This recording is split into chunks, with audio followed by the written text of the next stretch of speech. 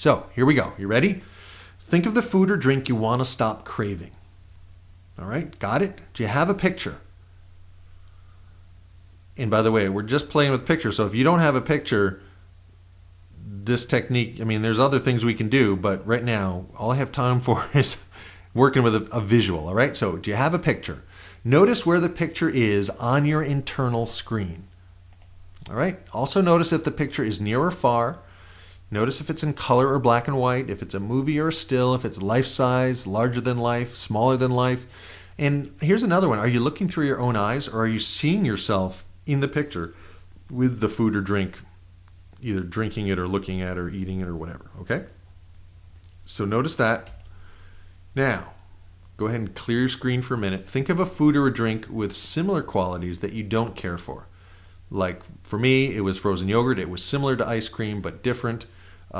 If you have a problem with chocolate, and for me, dark chocolate is something I really enjoy. Milk chocolate, I just absolutely don't care for.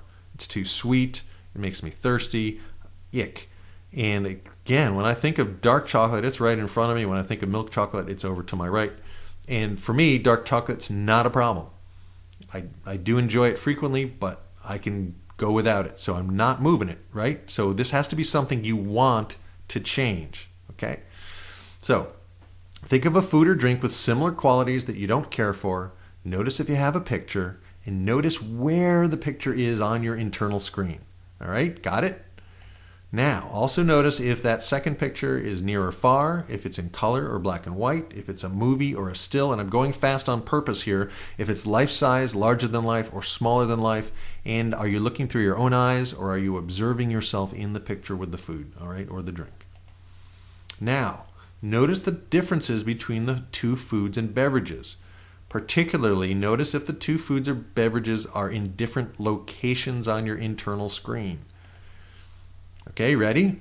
Here it goes. Now change the details of the food you want to stop liking into the same details of the food you already dislike, okay?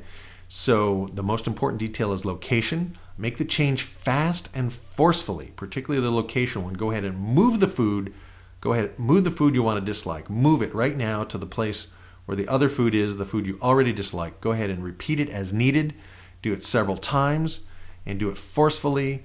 And you can even kind of imagine locking the food in place in the dislike location and going, maybe freezing the frame, so making sure that it's very similar, totally similar to the food you already dislike.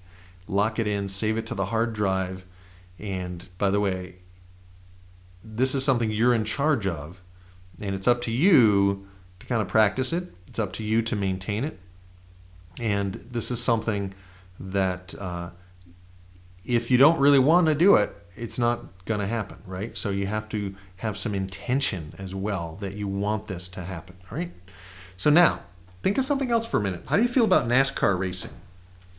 Oh, by the way, did you get that tax refund that everybody's getting this year? Oh, what's your favorite color?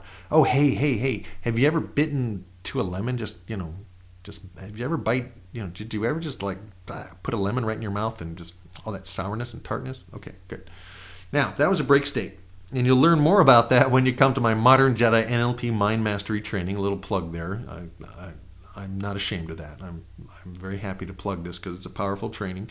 And we talk about break states there. Hopefully you'll join us. Now, think of the food or drink that used to be a problem. Where is it now? How do you feel about it? Test this the next time that you're around that food or beverage. Notice how it feels different now. All right? Again, you may have to do this more than once. You may have to have someone else do it with you. I mean, Michael Jordan always had a coach.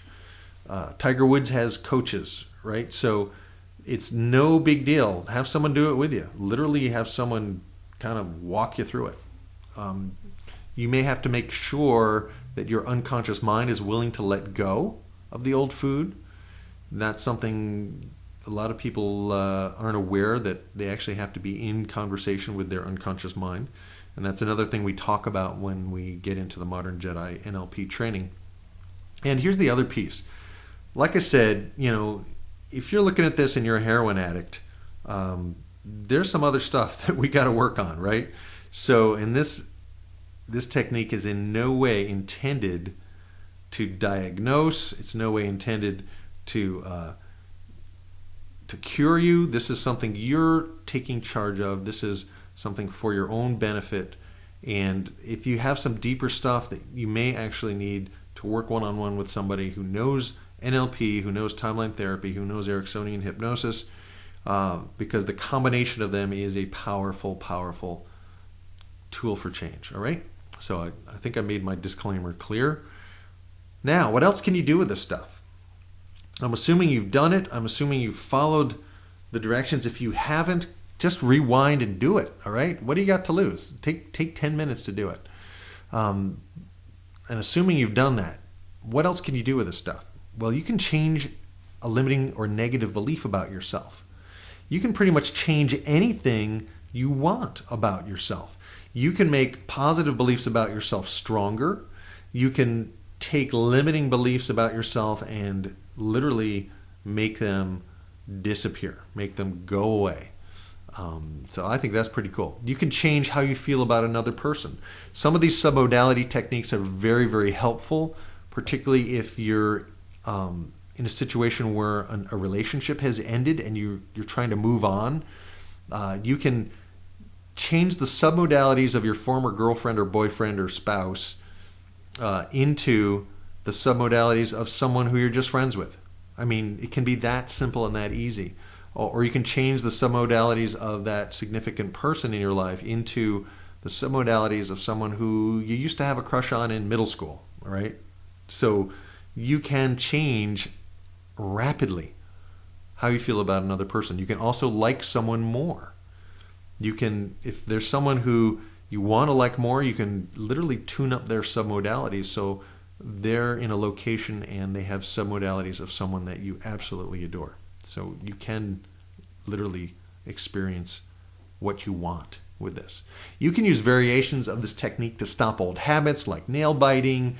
I use it a lot when I work with smoking cessation people and weight loss folks. You can install new programs that work automatically without having to consciously remember or force yourself to change. Because whenever there's a conflict between your willpower, which is your conscious mind, and your imagination, which is your unconscious mind, your unconscious mind, your imagination will always, always prevail, which is why you can't will yourself to do a lot of stuff.